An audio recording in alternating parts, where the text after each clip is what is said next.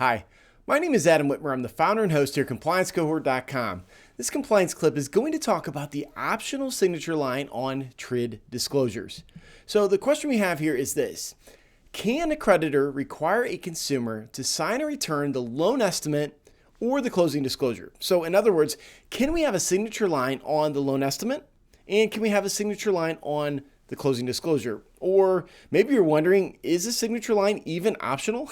So let's take a look at where the answer for this comes from. The answer, of course, comes from the TRID RESPA Integrated Disclosures Frequently Asked Question number 1, which talks about the optional signature line, and it also comes directly out of the Regulation Z in section 1026.37.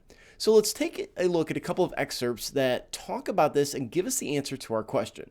Now, first and foremost, it is important to understand that the signature line is optional. It's not required. So if your financial institution doesn't require the signature line, that's okay. But we'll take a look at some of the requirements if you don't offer the signature line.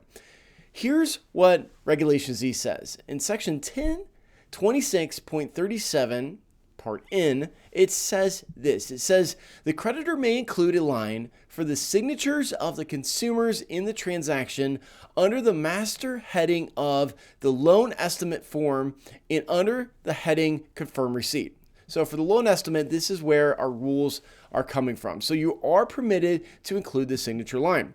Now what it says here, it says if the creditor includes a line for the consumer's signature, a disclosure must be written above the signature line. And this disclosure must say that by signing, you are only confirming that you have received this form. You do not have to accept this loan because you have signed or received this form.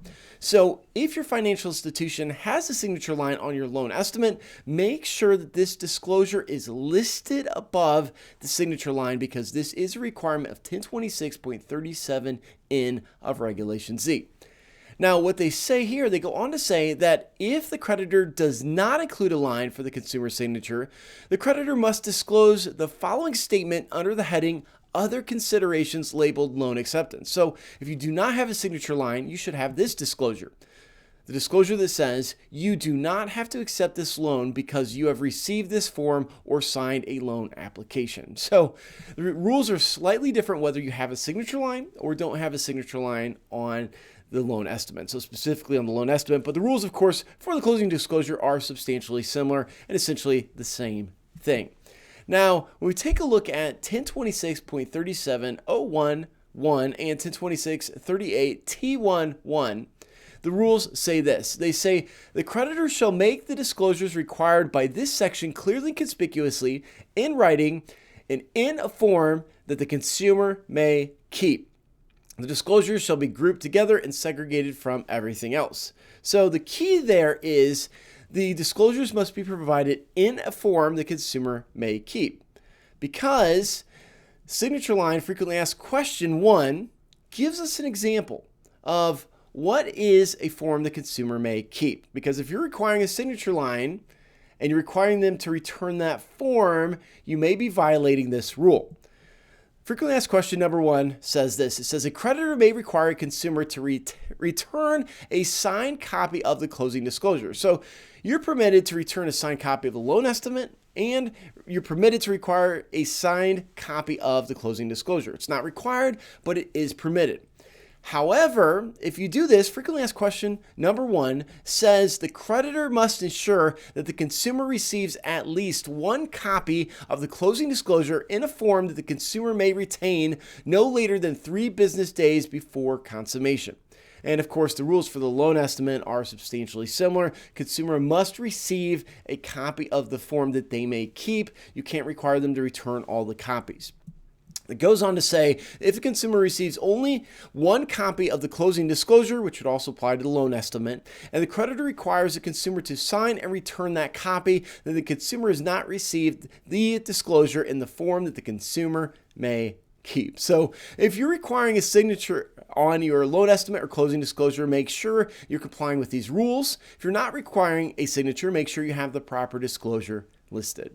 So That's it for this compliance clip. It's kind of a deep dive into TRID, going over one of the finer points of TRID that we've probably not thought about in some time, but I always think it's a good idea to revisit some of these rules. So make sure you're doing this correctly in your financial institution. Now, if you're new to the compliance cohort and you want more free training videos just like this, we have a basic membership that's absolutely free. You can sign up for compliancecohort.com.